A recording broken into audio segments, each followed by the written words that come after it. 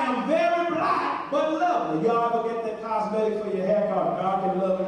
Where do you think it comes from? Whether God gave her a suntan or whether she just became darker than she already was, she said, I am black and I'm beautiful. That's what she said. How many sermons have you heard preaching? See what I'm saying? See what I'm saying, sisters? A lot of you have felt very, very second class because you really don't know how much God has blessed you with your deep, rich, beautiful hues of melanin. They used to say the darker the cherry, the sweeter.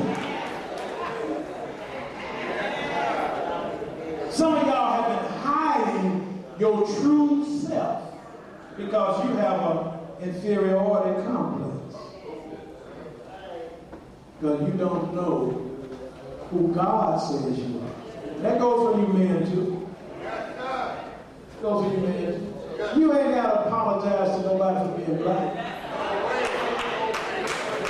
Nina Simone sang, to be young, gifted, and black. James Brown says, say it loud. Why do you think he was trying to tell us that? Because so many of us felt so inferior.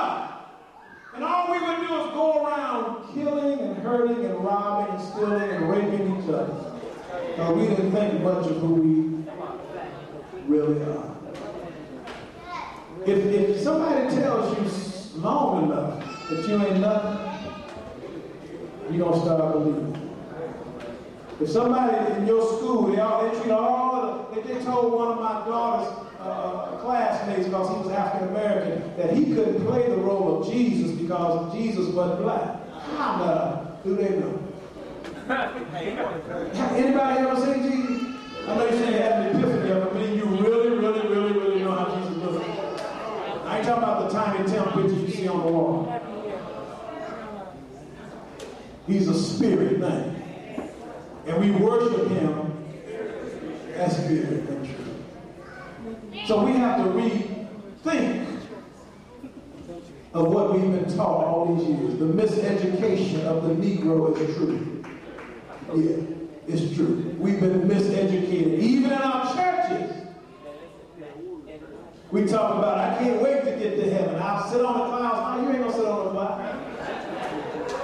That's that cotton field theology, because they didn't let us learn how to read and write. They made it prohibited. So all we thought about was pie and by and the sky. But when you get to heaven, you still gonna be working for God. You're gonna be worshiping God day and night. You're not gonna have time to sit on the clouds and get watermelon seeds on your white robe and barbecue sauce on your lips. It ain't gonna be like that. It ain't gonna be that kind of party there.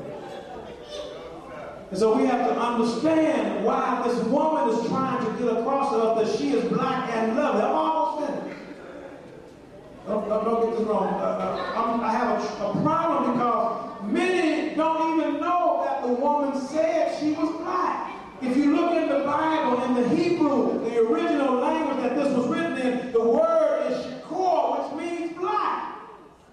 I'm trying to help you because I'm getting ready to take you somewhere as I close. This woman is trying to explain what God has allowed to happen. God has allowed to happen. God has allowed to happen to her. To some other women who became confused when they saw her. These daughters of Jerusalem are not used to this woman walking up on them looking the way she looks. Just like if some people walked in here, we turn around and look at them like, why are they here? You might as well tell the truth. Because what happens to the church is we turn into a clique. It turns into a social club. And once we look around and get familiar with everybody that's here, when somebody that ain't normally coming here comes in, we look at them funny. Now you remember? And we ought to realize that many have entertained angels unaware. You might be sitting next to an angel. Ask the person next to you, are you an angel? Somebody said, I know you ain't, but I'm going home with you.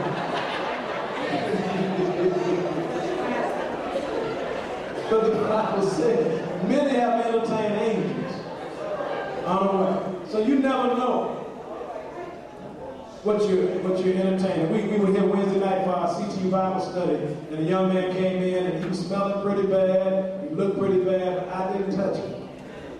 Because God works in mysterious ways. He may send somebody here just to see how you're going to react. Everybody that come to church ain't going to smell like you want to smell. Everybody that come to church ain't going to dress like you want to dress. Some women come right off the street, prostitute, right into the church, trying to get saved, and we chase them away by the way we look. The way we look at it. What is she wearing? Oh, no, Daisy Dukes and a halter top. What? You used to wear them too. Probably got a pair at home right now waiting for you. But we come inside and we get all churchy. I'm churchy now. You know, I can't do this. When I get home, I don't change. But this woman is dark and lovely. And she's trying to teach these women not to judge a book by its cover. And so she explains to them, these daughters of Jerusalem, that she is like the tents of Kedar, that her skin is like the curtains of Solomon. And this is because this woman is not embarrassed by how black God has made her. She's simply, in essence, trying to tell the people she likes the darkness of her skin. And many theologians of the past didn't teach it that way, Sister. Let me share with you what they said. This is what Adam Clark said. He wrote a commentary. That's why I tell you to be careful about the commentary you read. And I'm going to show you that he has a problem with melanin. He says about Song of Solomon, chapter 1:5, I am black, but comedy is literally true of many of the Asiatic women. Though black or brown, they are exquisitely beautiful. Many of the Egyptian women are still fine, but their complexion is much inferior to that of the Palestine females. What is this man saying? Basically, he's telling them that he thinks that bright-skinned women are more superior than dark-skinned women. Remember Spike Lee put a movie out called School Days? What do you think that movie was about? Huh? It was about how black folk are prejudiced against other black folk based on skin color. Did you know that? He was trying to get a message that we of all people don't have the right to be prejudiced against each other because some of us are high yellow, some of us are jet black. That's what that movie is all about. And yet the problem consists.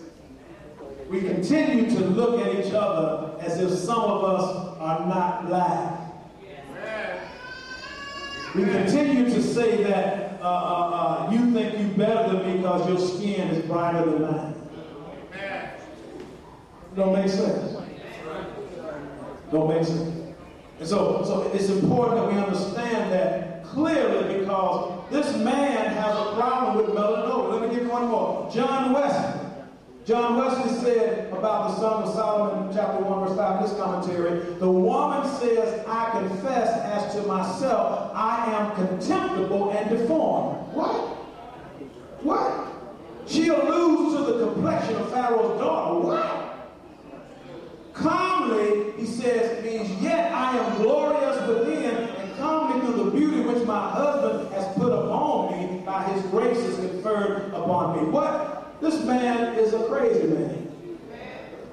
He's got a problem with melanoma because he's saying that the word for black means that you are, in essence, contemptible and you are deformed. Are you deformed because your skin is black?